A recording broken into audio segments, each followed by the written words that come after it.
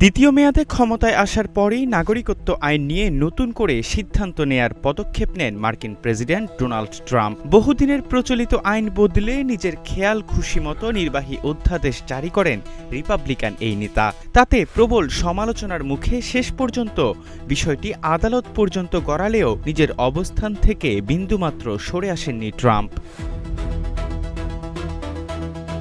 Donald Trump তার দ্বিতীয় মেয়াদের প্রথম দিন জন্মসূত্রে নাগরিকত্ব সংক্রান্ত এই বিতর্কিত নির্বাহী আদেশটি জারি করেন। এতে যেসব শিশুর বাবা মায়ের মধ্যে অন্তত একজন মার্কিন নাগরিক বা স্থায়ী বাসিন্দা নন, তাদের জন্মসূত্রে নাগরিকত্ব পাওয়ার অধিকার সীমিত করা হয়। বিষয়টি নিয়ে বুধবার মার্কিন সুপ্রিম কোর্টে শুনানি অনুষ্ঠিত হয়।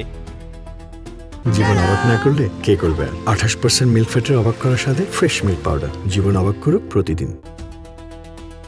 শুনানিতে মার্কিন বিচারপতিরা ট্রাম্পের এই আদেশের মাধ্যমে নাগরিকত্ব সীমিত করার ক্ষমতা নিয়ে সংশয় প্রকাশ করেন, যা ইঙ্গিত দেয় যে তারা ট্রাম্পের অভিবাসন নীতিমালার একটি বড় অংশ বাতিল করে দিতে পারেন। শুনানিতে বিচারপতিদের একটি বড় অংশ সরকারের যুক্তিতে একমত পোষণ করতে পারেননি।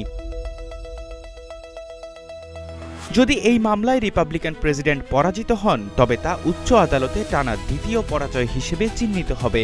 এর আগে গত মাসে তার আরোপিত বৈশ্বিক শুল্ক বাতিল করে দেয়ার রায়টি এসেছিল।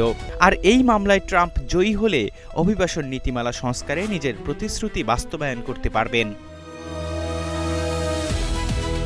মার্কিন প্রশাসন যুক্তি দিয়েছে যে অবৈধ অভিবাসন নিয়ন্ত্রণে জন্মসূত্রে নাগরিকত্ব সীমিত করা প্রয়োজন। বিরোধীরা যুক্তি দেন এই আদেশ 1 শতাব্দীরও বেশি সময়ের নজিরকে উল্টে দেবে এবং মার্কিন অভিবাসন আইনের একটি মূল ভিত্তিকে নস্যাৎ করে দেবে।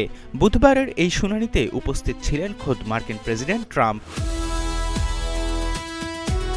আদালতে মার্কিন সলিসিটর জেনারেল জন সাওয়ার বিচারপতিদের বোঝানোর চেষ্টা করেছিলেন যে চতুর্দশ সংশোধনীর মাধ্যমে জন্মসূত্রে নাগরিকত্ব প্রতিষ্ঠা পাওয়াটি প্রাক্তন মার্কিন দাসদের জন্য প্রসারিত করা হয়েছিল এবং পরবর্তী আদালতের রায় এবং কংগ্রেস কর্তৃক প্রণীত আইনসমূহ সবই ভুলবশত জন্মসূত্রে নাগরিকত্বের পরিধিকে প্রসারিত করেছে। কিন্তু বেশ কয়েকজন বিচারপতি বলেছেন এই ব্যাখ্যাটি মার্কিন জন্মসূত্রে নাগরিকত্ব প্রক্রিয়া সম্পর্কে আমেরিকান এবং বিশ্বজুড়ে মানুষের ধারণাকে মৌলিকভাবে বদলে দেবে। বিচারপতি এলেনা কাগন জানান, চতুর্দশ সংশোধনী যা করেছিল তা হলো জন্মসূত্রে নাগরিকত্ব প্রদানের অধিকারকে গ্রহণ করা এবং এর উপর কোনো সীমাবদ্ধতা আরোপের চেষ্টা না করা। এহসান আব্দুল্লাহ, নাগরিক প্রতিদিন।